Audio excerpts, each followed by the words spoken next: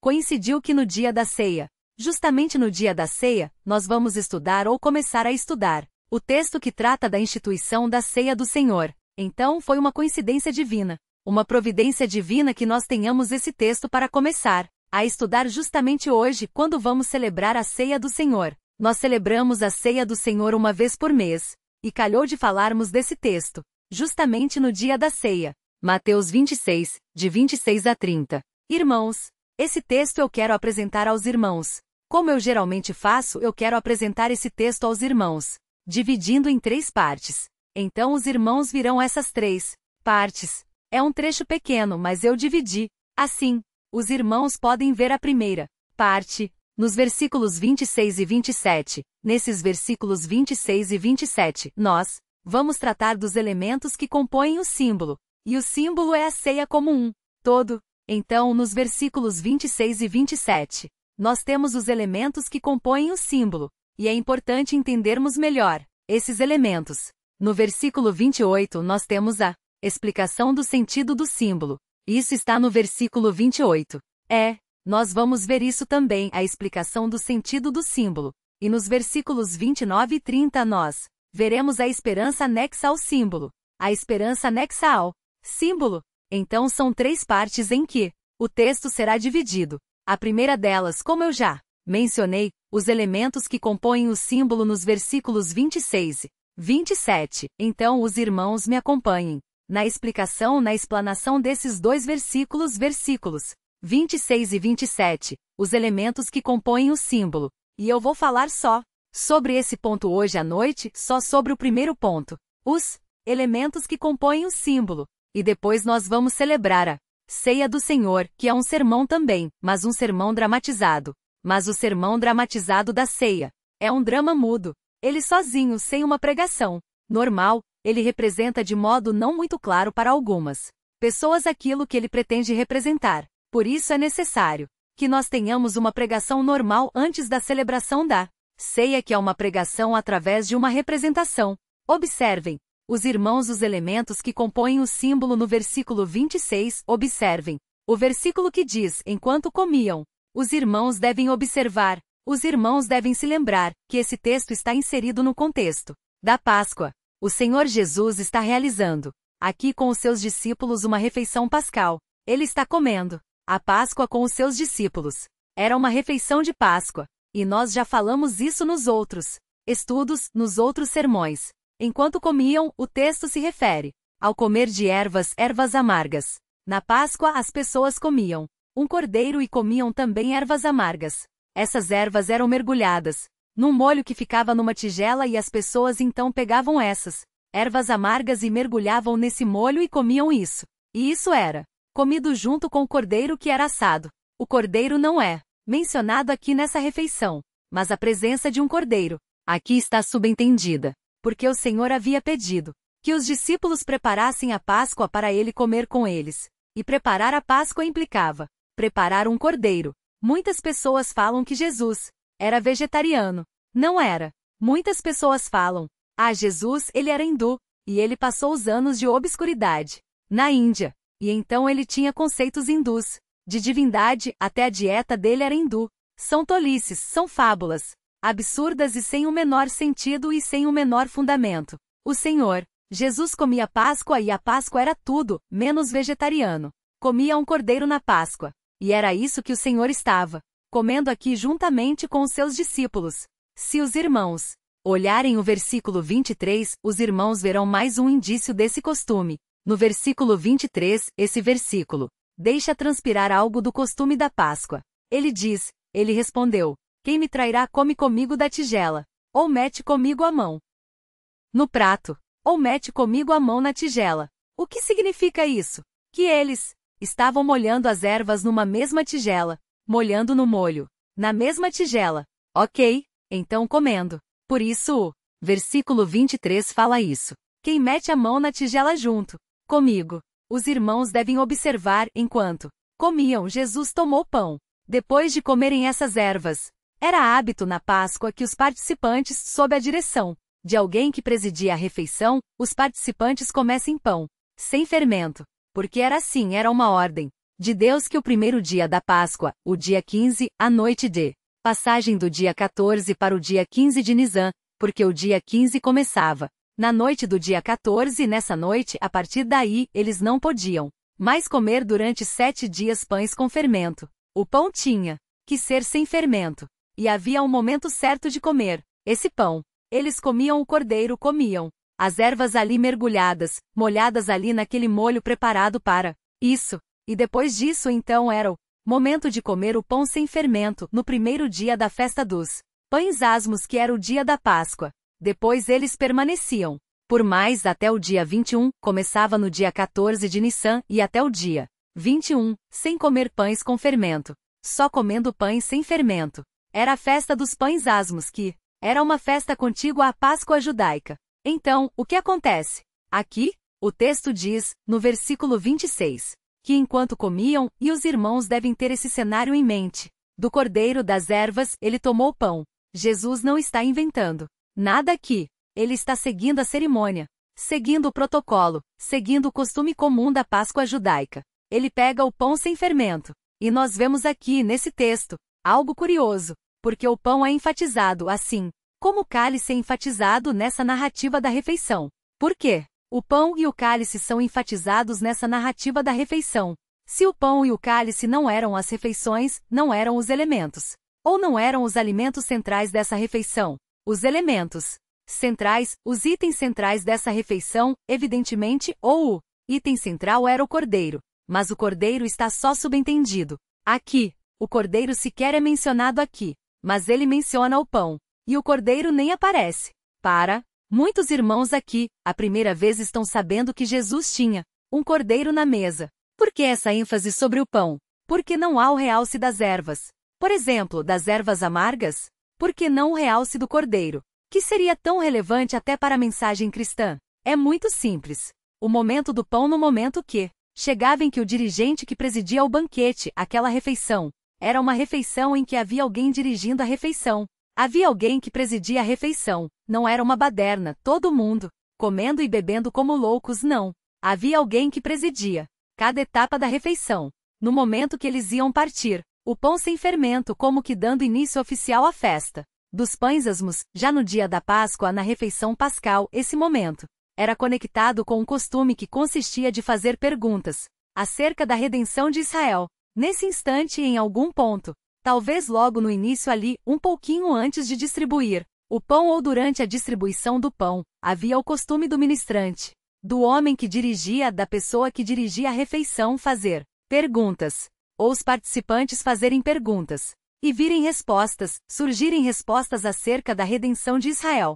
Esse era o hábito daqueles irmãos, daqueles homens daqueles dias, dos judeus daqueles dias. E isso se baseava em quê? Isso se baseava numa tradição que remontava ao capítulo 12 do Êxodo. Voltem as suas Bíblias para Êxodo, capítulo 12. Prestem muita atenção nisso. A ceia do Senhor tem sido objeto dos mais diversos problemas nas igrejas e discussões teológicas. Nós temos que entender bem o que a ceia realmente significa. Êxodo, no capítulo 12, diz o seguinte, versículos 26 e 27. Prestem atenção nessa sequência.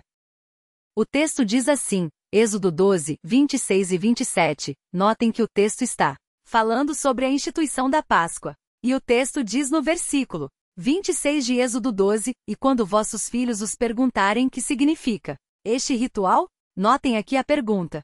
E aí? Respondereis no versículo 27, este é o sacrifício da Páscoa do Senhor, que passou diante das casas dos israelitas no Egito, quando feriu de morte os egípcios e livrou as nossas casas. Então, o povo inclinou-se e adorou. Por causa desse texto surgiu o costume, surgiu a tradição de no momento do partir o pão sem fermento, no momento de celebrar essa participação das pessoas do pão sem fermento, era o momento em que eram feitas essas perguntas e eram dadas as respostas. Então o pão estava fortemente ligado à ideia de libertação. O pão estava fortemente ligado à mensagem, ao anúncio da redenção.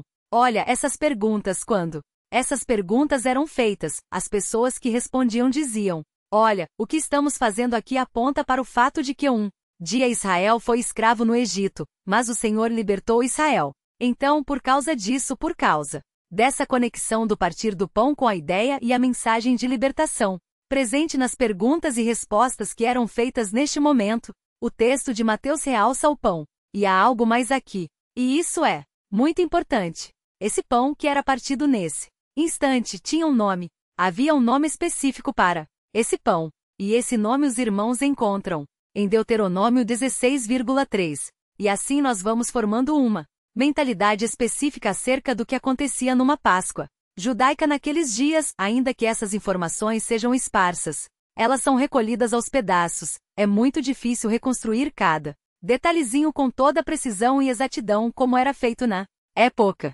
Mas vejam, aqui em Deuteronômio 16, no versículo 3, é mencionado como esse pão era chamado. Texto diz assim nela, falando aqui da Páscoa, nela não comerás pão fermentado. Durante 7 dias comerás pães sem fermento. E aí vem o nome, pão de aflição. Esse era o nome do pão, era o pão de aflição. E o texto prossegue, porque saíste às pressas da terra do Egito. Essa era a aflição, sair às pressas. Fugir, ir embora depressa. Era o pão da aflição. Você tinha que comer rápido, prontos para fugir, para que te lembres do dia da tua saída da terra do Egito, todos os dias da tua vida. E esse nome, pão da aflição, foi o nome que permaneceu naquele instante, então, na Páscoa. Depois de comerem do cordeiro, depois de comerem das ervas amargas, então o pão era tomado. E todos sabiam, agora é o momento de comer o pão da aflição. As perguntas eram feitas, as respostas eram dadas, a mente das pessoas era remetida ao tempo de libertação, a mente das pessoas era embebida, era mergulhada nas ideias de redenção, de salvação, de livramento da escravidão. Essas ideias estavam presentes na mente das pessoas nesses instantes. E então, nessa hora, o Senhor pegava o pão da aflição, o dirigente pegava o pão da aflição. E era o momento, então, daquele pão ser partido entre todos. Voltem para Mateus 26. O texto diz, enquanto comiam, Jesus tomou o pão e, abençoando este pão. Antes de participar desse pão, havia uma oração de ação de graças. Havia depois mais uma outra oração. Depois, mas esta aqui era uma oração, também que pertencia ao costume, à tradição. Ele pegava o pão e dava graças. E aí na sequência o texto diz, partiu. Isto também fazia parte da tradição. O pão era quebrado, e então era distribuído entre os demais. O texto diz, ele partiu o pão e o deu aos discípulos. Esta era a prática comum em todas as refeições pascais. E o texto diz, ele o deu aos seus discípulos dizendo, tomai e comei. Qual que era o significado disso? Quando a esta ordem comam, havia um sentido especial nisso. Por que vocês devem comer? Por quê? Vocês não estão somente recordando uma libertação que aconteceu. Vocês fazem parte da comunidade redimida. Comer o pão da aflição significa fazer parte do grupo de pessoas que foi liberto da escravidão. Então isso, para os judeus, tinha um forte significado. Por isso os judeus primavam tanto por sua liberdade. Por isso os judeus, quando os impérios os dominavam, eles tinham tantas dificuldades de se sujeitar a uma nação gentílica como o Império Romano, por exemplo. Porque na mente deles, eles eram o povo do pão da aflição. Era o povo que tinha sido liberto e eram participantes da libertação, da grande redenção que o Senhor havia realizado na história deles no passado, e eles tinham o direito de desfrutar dessa liberdade. A prova disso era aquele ritual do qual eles participavam todos os anos da Páscoa. A Páscoa dizia, vocês são livres. Vocês comem o pão da aflição, o pão daqueles que foram libertos. O pão daqueles que comeram depressa para ir embora, para fugir, para correr para a liberdade. E eles sabiam disso, eles entendiam isso. E tudo isso que o Senhor faz. Aqui, todos os judeus faziam na Páscoa. E tinham essas ideias. Em sua mente, os discípulos entenderam muito bem o que estava acontecendo. Mas algo novo surge agora. Agora Jesus vai quebrar o protocolo. Agora Jesus vai quebrar a tradição. Agora Jesus vai fazer algo que nunca nenhum dirigente jamais fez na Páscoa. O Senhor Jesus, com sua autoridade, o Senhor Jesus sendo o Messias de Israel, o Senhor Jesus, sendo o Rei de Israel, ele vai trazer algo novo para uma cerimônia milenar. Ele vai pegar o pão da aflição. Ele vai dar graça segundo a tradição. Ele vai partir o pão segundo a tradição. Ele vai distribuir o pão segundo a tradição. Mas ele vai dizer uma coisa que ninguém jamais disse. Ele vai dizer, Isto é o meu corpo. Vocês até hoje comeram pensando na aflição de vocês, pensando na aflição dos seus antepassados, pensando na aflição dos seus pais que aflitos naquela noite comeram depressa o pão sem fermento para saírem logo do Egito naquela noite. Mas eu tenho uma novidade para vocês. Este pão, o pão da aflição, sou eu, porque eu serei afligido. A aflição agora é minha. Daqui para frente, quando vocês pensarem na aflição, ao olharem para esse pão, vocês não vão mais pensar na aflição dos seus pais. Daqui para frente, quando vocês olharem para esse pão e se lembrarem da aflição, vocês não vão mais se lembrar da aflição de vocês. Do seu povo, não. Daqui para frente, quando vocês olharem para esse pão, vocês vão se lembrar da minha aflição. Eu sou o pão da aflição. Vocês foram afligidos no passado para serem libertos. Agora eu serei afligido para que vocês sejam libertos. No passado vocês sofreram para serem libertos. Agora eu sofrerei para que vocês sejam libertos. É algo novo. O apóstolo Paulo disse: quando vocês fazem isso, vocês recordam da morte do Senhor e anunciam a morte do Senhor até que ele venha. Eu não anuncio a minha aflição, eu não anuncio o meu sofrimento, eu não anuncio a minha busca, as minhas tentativas de ser salvo, não. Eu anuncio a aflição dele para me libertar. O Senhor Jesus muda. O Senhor Jesus muda a tradição. Ele acrescenta esse fator ao mencionar o pão. E ele prossegue no versículo 27. E tomando um cálice. Na Páscoa judaica havia 4 cálices. Viu um cálice que era tomado no início da refeição. Cada pessoa tinha o seu cálice. As pessoas, cada uma tinha o seu copinho. E o ministrante, o dirigente, aquele que presidia o banquete, pegava então o primeiro cálice. E então todos participavam com ele daquele cálice, o primeiro cálice da refeição, que era participado, que era bebido junto com uma oração ou logo após uma oração. Depois havia um segundo cálice, do qual todos participavam também. Mas o momento exato desse segundo cálice nós não sabemos. Os historiadores não sabem precisar exatamente qual era o momento desse segundo cálice. Tudo indica que na hora do segundo cálice não havia nenhuma oração. E havia o terceiro cálice. O terceiro cálice era chamado de o cálice da bênção. Por quê? Porque no momento de beber este cálice, o ministrante, o dirigente daquela refeição, fazia uma súplica também, fazia uma oração também. Por isso, por causa disso, o terceiro cálice era chamado de o cálice da bênção. E então todos oravam e todos agradeciam por aquilo. Havia depois um quarto cálice que era bebido no final de tudo. Os irmãos veem em 1 Coríntios 10:16, 1 Coríntios 10:16. Os irmãos veem a menção ao cálice da bênção, como era chamado o terceiro cálice. O texto diz, 1 Coríntios 10:16, acaso o cálice da bênção que abençoamos não é a comunhão do sangue de Cristo? Essa expressão, o cálice da bênção, não é uma expressão solta. Esse era o nome do terceiro cálice da Páscoa. Assim ele era chamado, o cálice da bênção. Quando nós voltamos para Mateus 26, o texto diz, tomando um cálice, rendeu graças. E aqui o motivo do nome do cálice, o cálice da bênção. E aí vem algo curioso. O texto diz, e o deu a eles. É interessante isso, porque cada participante tinha o seu copo. Mas o Senhor Jesus, ele pega o seu copo, abençoa o cálice da bênção, o terceiro cálice, e estende esse cálice aos seus discípulos. Por que ele faz isso? Isso era uma grande honra. Dono de uma casa, durante a refeição, oferecer o seu copo para as pessoas ali ao seu redor, isso era uma grande honra para os visitantes. Mas aqui o Senhor Jesus não quer somente honrar as pessoas que estão ali ao lado dele, participando da ceia, participando da Páscoa. O que ele quer fazer é destacar aqui a oferta do seu sangue. Ele está dizendo, eu agora estou oferecendo o meu sangue a vocês. Este é o sangue da aliança, o sangue do perdão, é o sangue da purificação. Eu estou oferecendo isso a vocês. Bebam. E os discípulos então participaram dos 2 elementos. Eles comeram o pão da aflição. Desta vez, não se recordando da aflição dos seus ancestrais, mas pensando na aflição do Senhor que viria. E eles tomaram o cálice da bênção, desta vez se recordando, desta vez aprendendo que aquele cálice, ao ser estendido a eles, simbolizava, apontava para uma oferta de perdão, de purificação e de salvação.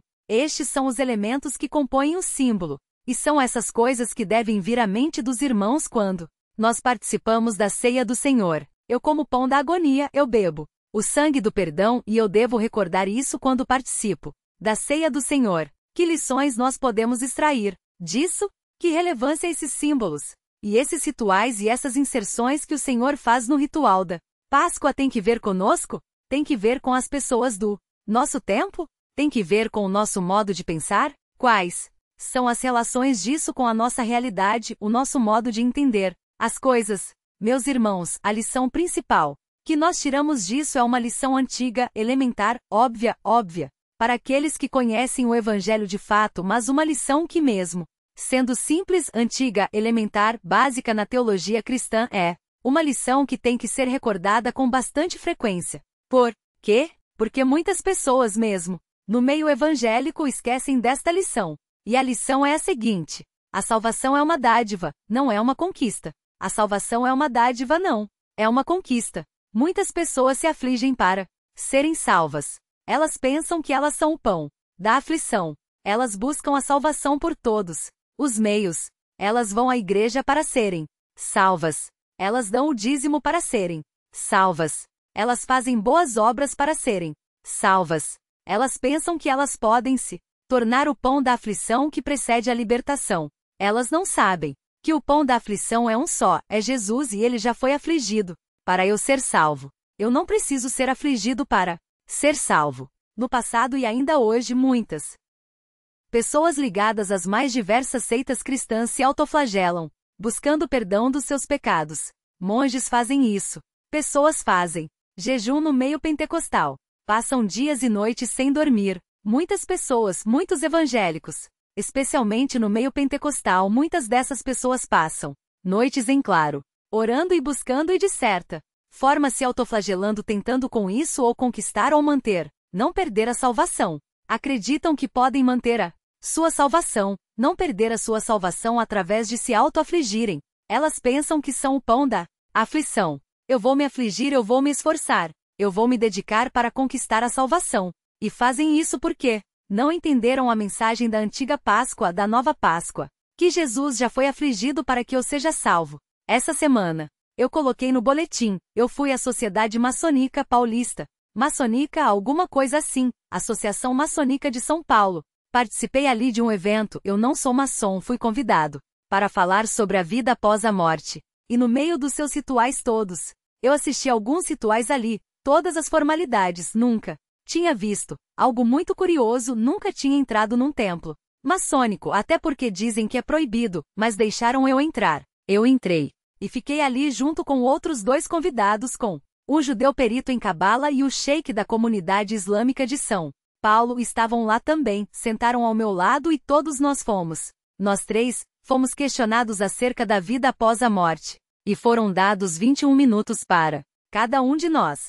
E eu, durante os meus 21 minutos, eu apresentei para aquelas pessoas todas, aqueles homens todos ali, eu apresentei a eles o que fazer para viver eternamente. E a minha súplica é que o Senhor trabalhe no coração daqueles homens e que eles conheçam o caminho para a salvação, para o céu, que é Jesus Cristo. E num dado momento, quando foi aberto para perguntas dos membros daquela associação, daquela sociedade, um deles perguntou para mim, o que eu tenho que fazer para pavimentar o meu caminho para o céu? Bonita palavra, bonita pergunta. Uma construção muito linda, gostei da pergunta. Muito bem construída. O que eu devo fazer para pavimentar a minha estrada até o céu? Eu disse a ele, eu não sei se eu fui claro no que eu disse no começo, mas o que eu quero repetir aqui é que essa estrada já está pavimentada. Essa estrada já foi construída. E essa estrada tem um nome. Jesus disse, eu sou o caminho, eu sou a estrada. Você não tem que fazer nada. Não há como você construir, não há como você pavimentar uma estrada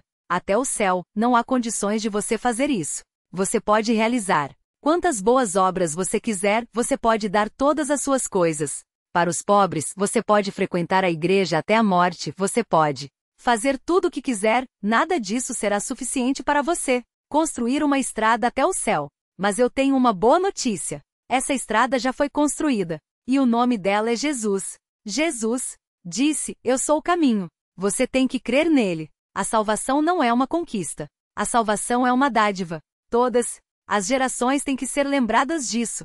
Porque sempre os homens se esquecem disso. E os homens se esquecem disso. Nas diversas religiões, o judeu cabalista que estava lá disse não, para ir para o céu você tem que fazer boas obras. O muçulmano disse para ser salvo você tem que fazer boas obras. Ele disse o lema do islamismo é paciência e perseverança. Você tem que perseverar na prática do bem para ser salvo, senão você não será salvo. Você tem que construir a sua estrada. E esses pensamentos são impingidos nas pessoas, e mesmo nas igrejas cristãs. Essas ideias estão presentes. Muitas pessoas pensam, eu tenho que fazer algo para ser salvo. Mas a mensagem da antiga Páscoa, a mensagem da nova Páscoa diz, eu, o Senhor Jesus, sou o pão da aflição. Você não tem que se afligir, eu fui afligido por você. Você não tem uma estrada a construir, eu construí a estrada. Eu sou a estrada. Basta você aceitar o meu convite. E o Senhor também mostra isso. Quando ele estende o seu copo aos participantes ao redor, ele faz esse gesto de estender o seu copo, dizendo, tomem, este é o sangue do perdão, este é o sangue da redenção. Nós, muitas vezes, e os homens, de todas as épocas, sempre acharam que tem que arrancar a salvação das mãos de Deus, como criancinhas em volta do pai querendo pegar um chocolate. O pai pega o chocolate e coloca o chocolate aqui no alto. Já fizeram isso os pais maldosos? Os pais brincando com a ansiedade dos filhos?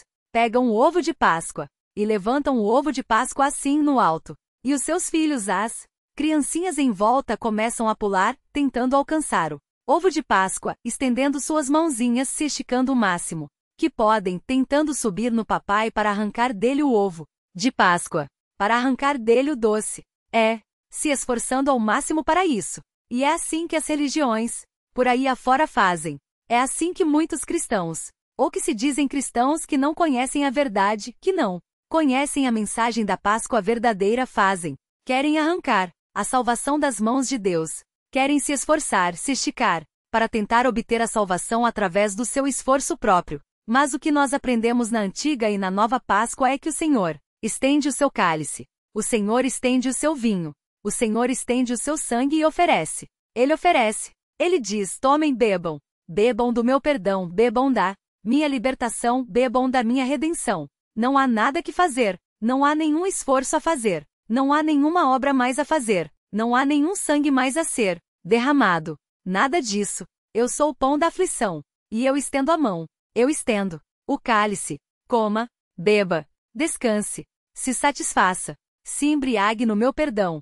Se embriague e se satisfaça na minha salvação. Eu fiz tudo. Eu sofri a agonia e a aflição. Em seu lugar, eu sangrei no seu lugar. Apenas creia, coma, beba e descanse. Vamos orar. Santo Deus, obrigado pelos elementos da ceia do Senhor. Obrigado porque naquela Páscoa singular, quando o Senhor Jesus inovou, dizendo que o pão da aflição era o seu corpo, quando o Senhor Jesus surpreendeu seus discípulos, estendendo o seu copo, estendendo o seu cálice. A eles, ó Deus, nós agradecemos por todo o significado disso. Nós te louvamos por todas as verdades implícitas nisso, implícitas e explícitas nisso, porque o Senhor Jesus sofreu a agonia e a aflição em nosso lugar e verteu o sangue do perdão em nosso lugar. E agora, nós podemos comer e beber e descansar. Obrigado por isso. Ajuda-nos a sermos gratos por essas coisas e anunciar isso às pessoas que não conhecem essas verdades e que se enganam buscando a salvação através dos seus esforços pessoais, sempre inúteis, mas também sempre escravizantes. Ajuda-nos, a Deus, a compartilhar o seu pão e a compartilhar o seu vinho com as pessoas que não conhecem a verdadeira Páscoa, a verdadeira redenção. É em nome de Jesus que pedimos. Amém.